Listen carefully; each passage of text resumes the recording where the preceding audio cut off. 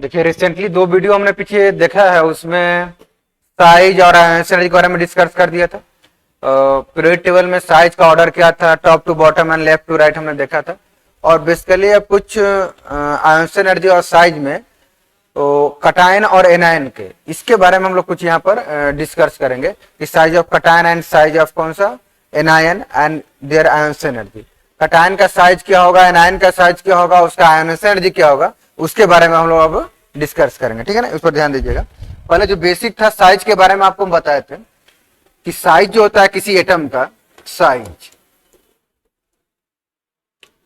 इसे 2 3 4 फैक्टर है, लेकिन अभी जो हमने फैक्टर पढ़ा है साइज का, वो बेसिकली हमने पढ़ा था कि साइज को हम लोग 2 कैटेगरी में देख सकते हैं। यहां ऐसे देख लेते हैं, अच्छा रहेगा। साइज का जो ऑर्डर है अगर हमको निकालना है तो इसके लिए 2 कैटेगरी में इसको हम डिवाइड कर सकते हैं। एक साइज हम लोग देखते हैं ग्रुप में और एक साइज देखते हैं हम लोग किसमें, पीरियड में। दोनों में क्या मेन डिफ्लेक्शन है, ध्यान दीजिएगा। एक साइज इन ग्रुप देख सकते हैं,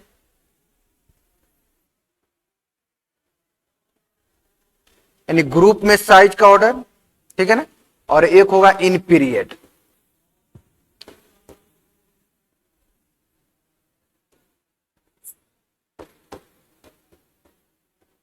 इन पीरियड एक बार हम लोग साइज ग्रुप में चेक करते हैं और एक बार कौन सा, पीरियड में चेक करते हैं। साइज हो या इसके ऊपर आप आयोनाइजेशन एनर्जी भी रख सकते हैं।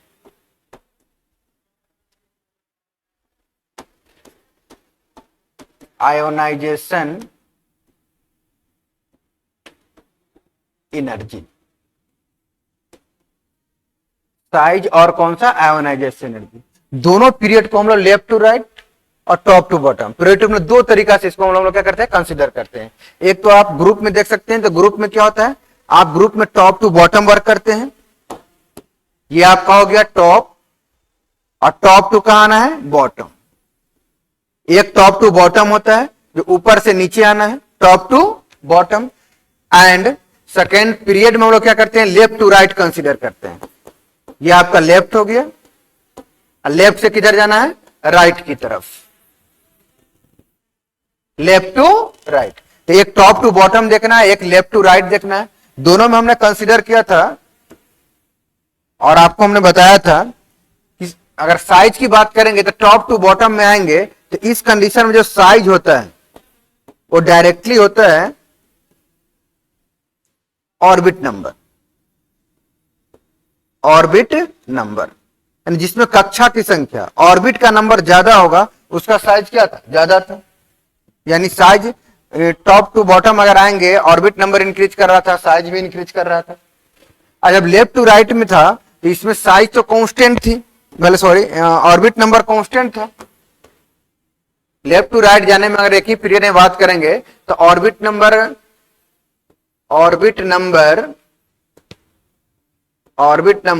ये कांस्टेंट होता है, यानी ऑर्बिट नंबर ना इंक्रीज करता है ना डिक्रीज करता है। In a particular orbit, particular period, orbit number is same. यानी एक ऑर्बिट में अगर बात करेंगे लेफ्ट टू राइट जाएंगे तो कोई सेकेंड पीरियड का एलिमेंट है, सेकेंड पीरियड में जितना एलिमेंट होगा सबके पास 2 ही ऑर्बिट होगा। इसके पास कितना ऑर्बिट होगा, 2 ऑर्बिट्स। अगर सेकेंड पीरियड में तो इसके पास 2 ऑर्बिट होगा। अगर कोई थर्ड पीरियड का एलिमेंट है, थर्ड पीरियड का, ये पीआर नंबर हो गया, पीरियड नंबर। अगर कोई थर्ड पीरियड का एलिमेंट है तो थर्ड पीरियड वाले में कितना ऑर्बिट होगा, इसके पास 3 ऑर्बिट होगा, 3 ऑर्बिट। ठीक है ना, उसी तरह से आगे बढ़ते जाएंगे। अगर 7 पीरियड नंबर है, आवर्त संख्या, तो उसमें ऑर्बिट का जो नंबर होगा, नंबर ऑफ ऑर्बिट, 4 ऑर्बिट होगा। यानी किसी एलिमेंट में कितना ऑर्बिट होगा ये किसके आधार पर डिसाइड करते हैं हम लोग, पीरियड के आधार पर डिसाइड करते हैं। पीरियड टेबल के जिस पीरियड में जो एलिमेंट रहता है उसके पास नंबर ऑफ ऑर्बिट क्या रहता है, उतना ही रहता है। ठीक है ना, ये बात हम लोग समझ गए। तो अगर हम साइज की बात करेंगे, ग्रुप में बात करेंगे साइज के, तो टॉप टू बॉटम, ऊपर से नीचे आते हैं तो साइज जो होता है वो ऑर्बिट नंबर पर डिपेंड्स करता है। ऐसे भी हम लोग जानते हैं कि टॉप टू बॉटम आने के बाद क्या होता है, ऑर्बिट नंबर इंक्रीज करता है, orbit number increases, orbit number increase करेगा। ठीक है ना, अगर ऑर्बिट नंबर इंक्रीज कर रहा है तो एटॉमिक रेडियस इंक्रीज करता है, हमने पीछे डिस्कस कर दिया था। क्या इंक्रीज करेगा? एटॉमिक रेडियस, एटॉमिक रेडियस है वो इंक्रीज कर जाएगा, और देन रेडियस इंक्रीज करेगा तो एटॉमिक साइज भी इंक्रीज करेगा, atomic size increases, atomic size increases. ठीक है ना?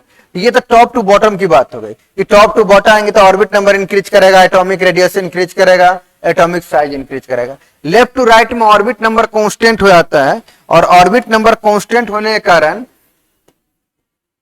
ऑर्बिट नंबर तो कांस्टेंट हो जाएगा, but number of proton as well as number of electron ये दोनों इंक्रीज करता है। अब प्रोटॉन कहां रहता है? प्रोटॉन न्यूक्लियस में। प्रोटॉन का काम है इलेक्ट्रॉन को अपने तरफ अट्रैक्ट करके रखना।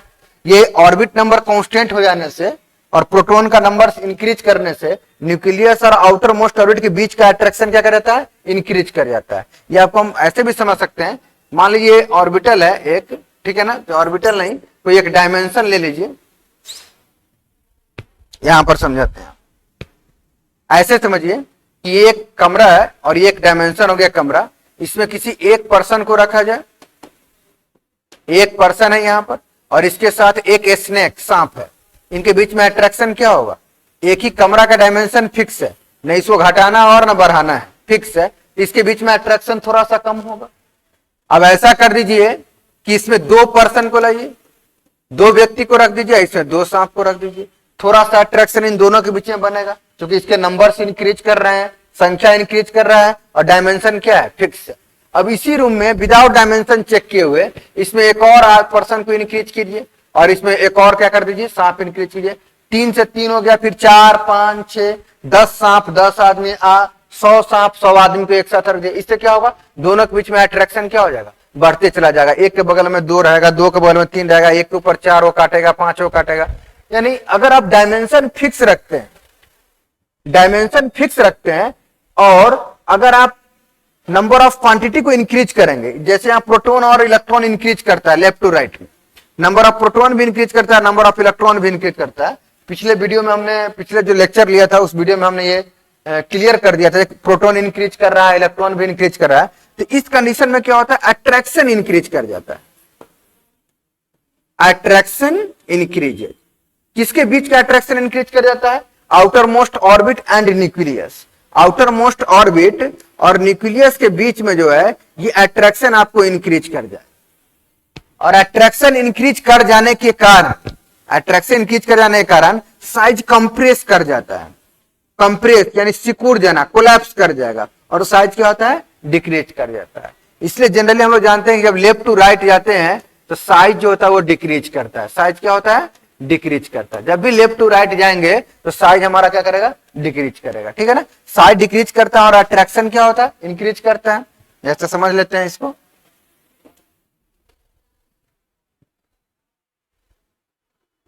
अगर आप लेफ्ट टू राइट जा रहे हैं, एक टॉप टू बॉटम का देख लेते हैं।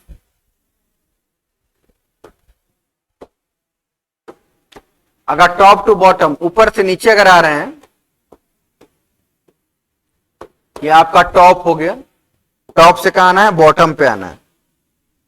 अगर टॉप टू बॉटम अगर आप आ रहे हैं, ठीक है ना, ऑर्बिट नंबर इंक्रीज करता है। फर्स्ट वीडियो में आपको बताया था, ऑर्बिट नंबर इंक्रीज करेगा, और ऑर्बिट नंबर इंक्रीज करने के कारण इसका atomic radius,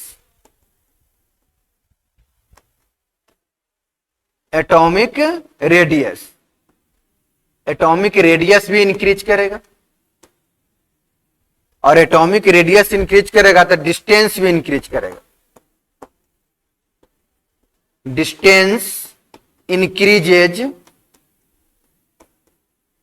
between nucleus and outer most orbit.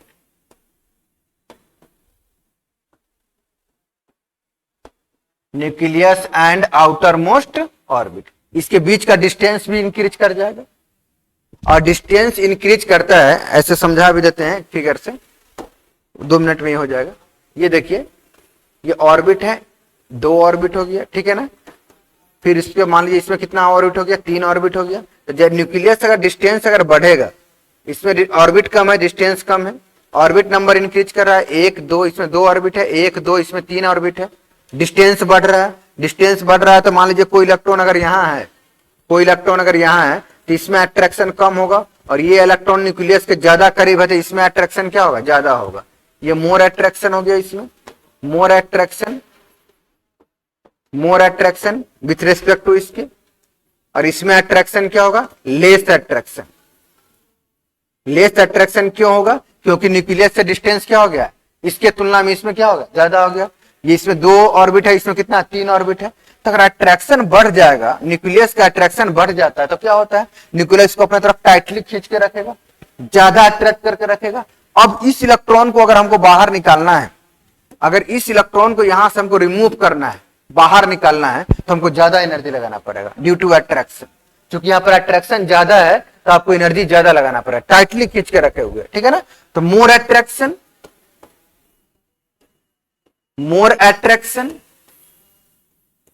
More energy required, more energy required, more energy required to release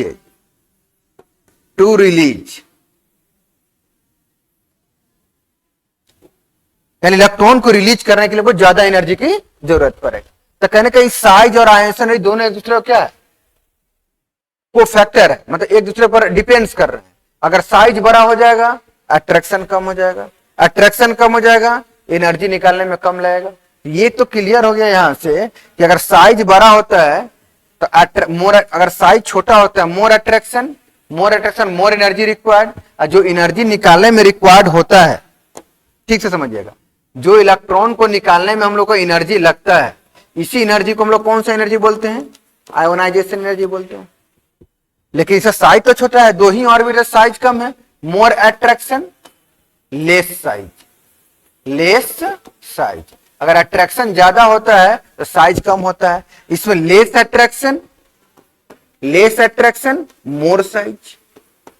अगर अट्रैक्शन कम है तो साइज क्या होगा, ज्यादा होगा। और लेस अट्रैक्शन है तो एक और फैक्टर होता है, अगर इस इलेक्ट्रॉन पर न्यूक्लियस का अट्रैक्शन कम होगा तो आसानी से बाहर निकलेगा, easily removal of electron, easily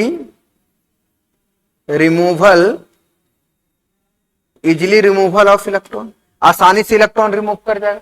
अगर आसानी से रिमूव कर रहा है तो उस इलेक्ट्रॉन को निकालने में हमको एनर्जी कम लग रहा है।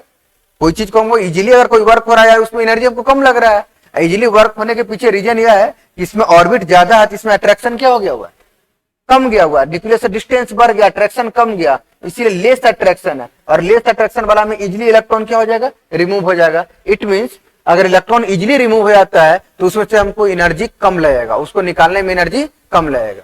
और इलेक्ट्रॉन को निकालने में जो एनर्जी लगता है उसी को हम लोग कौन सा एनर्जी बोलते हैं, आयोनाइजेशन एनर्जी बोलते हैं, ठीक है ना। तो ध्यान दीजिए यहां पर क्या हो जाएगा, इजिली इलेक्ट्रॉन रिमूव हो गया। अगर इजिली इलेक्ट्रॉन रिमूव हो गया, यहां पर इजिली इलेक्ट्रॉन क्या हो गया, रिमूव हो गया, यानी लेस एनर्जी रिक्वायर्ड हो गया, less energy required, less energy required.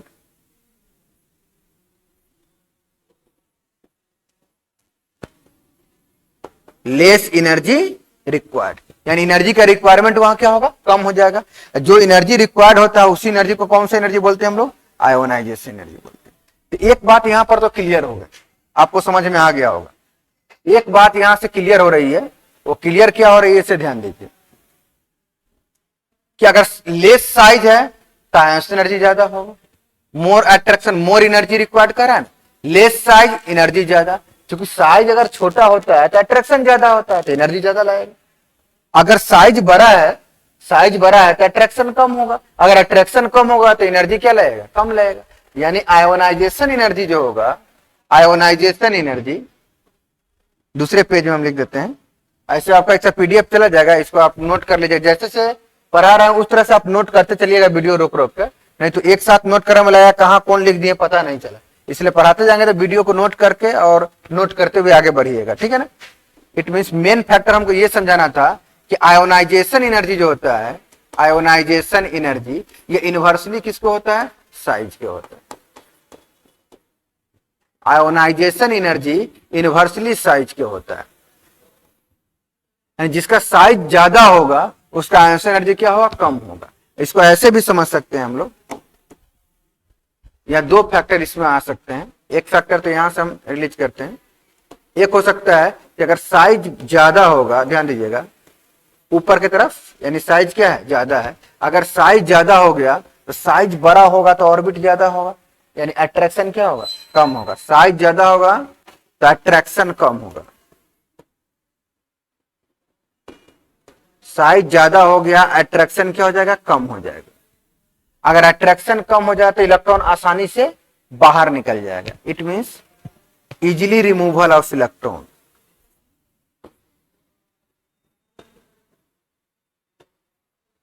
Easily removal of electron, आसानी से इलेक्ट्रॉन रिमूव हो जाएगा। अगर आसानी से इलेक्ट्रॉन रिमूव हो गया तो उनको एनर्जी कम लगेगा, less energy required, less energy required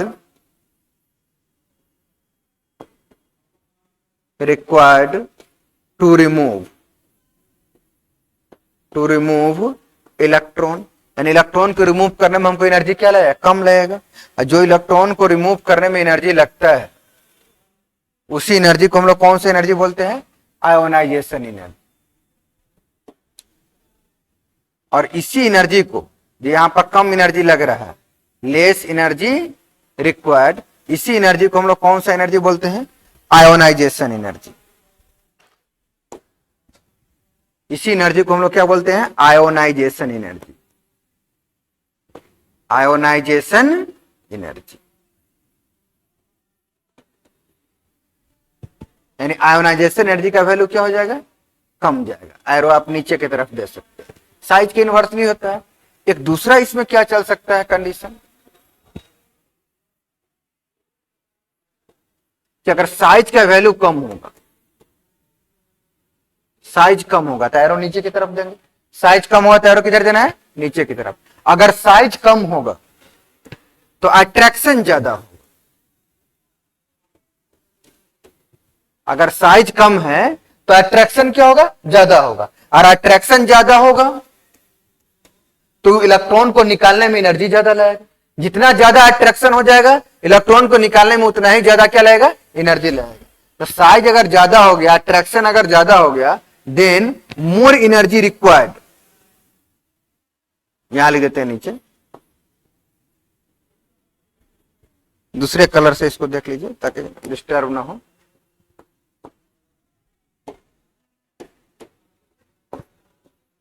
more energy required,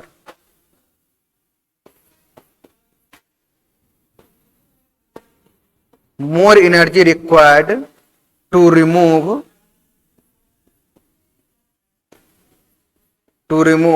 electron. Attraction ज्यादा है तो एक्चुअली में उसको निकालने में एनर्जी क्या लगेगा, ज्यादा लगेगा। अगर ज्यादा एनर्जी निकालने में लगेगा, अगर ज्यादा एनर्जी निकालने में लगेगा, ध्यान दीजिए, अगर ज्यादा एनर्जी लगा इसका मतलब आयोनाइजेशन एनर्जी क्या होगा, ज्यादा होगा। इट मींस इस कंडीशन में क्या हो जाएगा, ionisation energy, ionisation energy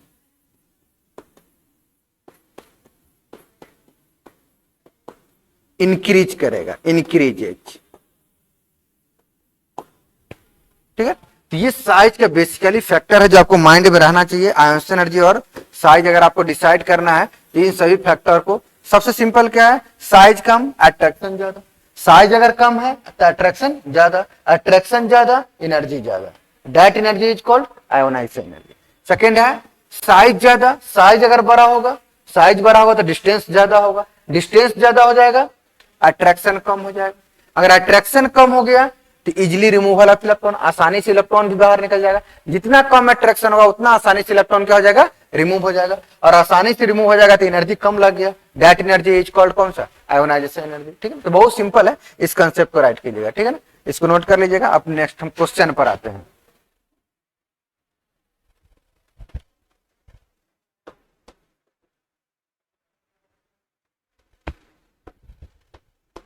size of cation,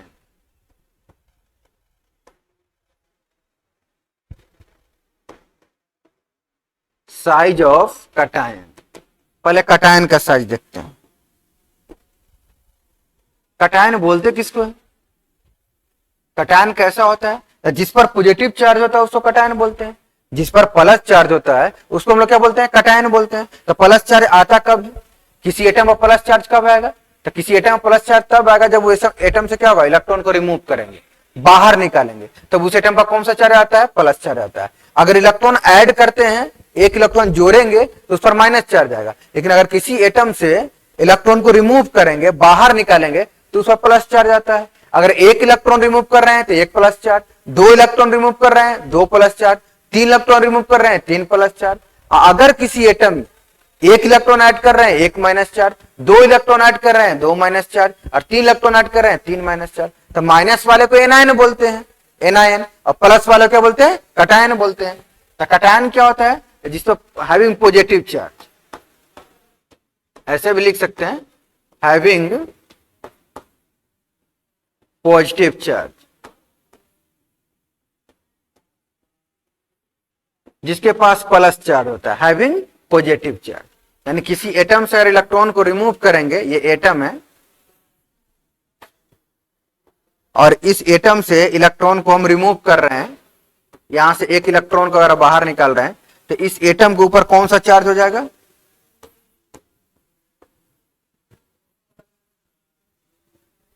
इस एटम पर जो चार्ज हो जाएगा एक माइनस हो जाएगा, एक प्लस हो जाएगा। एक इलेक्ट्रॉन निकालेंगे तो इस पर एक प्लस चार्ज आ जाएगा, दो इलेक्ट्रॉन निकालेंगे दो, तीन निकालेंगे तीन, जितना इलेक्ट्रॉन निकालेंगे नंबर उतना ही प्लस चार्ज आ जाएगा। एक इलेक्ट्रॉन तो एक है। अगर इसी एटम से हम दो इलेक्ट्रॉन को रिमूव कर दें तो इसी एटम पर कितना प्लस चार्ज हो जाएगा? दो प्लस चार्ज हो जाएगा, टू पॉजिटिव चार्ज।